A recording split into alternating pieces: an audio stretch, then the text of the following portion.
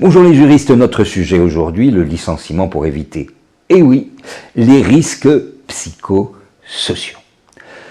Dans cette affaire, c'est une ingénieure qui connaît des problèmes relationnels avec son équipe, au point de se retrouver en situation de blocage. Elle est arrêtée à plusieurs reprises, déclarée apte à la reprise, l'employeur la dispense néanmoins d'activité.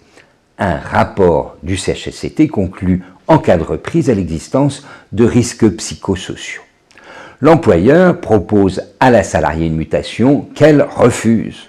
Au cours de son entretien préalable, elle révèle sa grossesse. Finalement, c'est pour impossibilité de maintenir son contrat qu'elle est licenciée. Elle saisit le Conseil des prud'hommes car, en l'absence de fautes graves non liées à l'état de grossesse, elle estime que son licenciement est nul. Le licenciement d'une salariée enceinte est-il possible en raison de risques psychosociaux liés à son retour?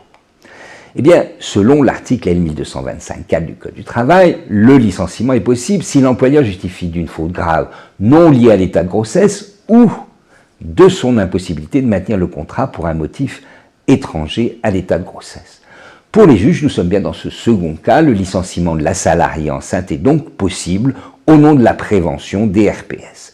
L'employeur, en fait, est tenu par son obligation de sécurité et de prévention des risques psychosociaux. Il ne peut que constater l'impossibilité de maintien du contrat de travail.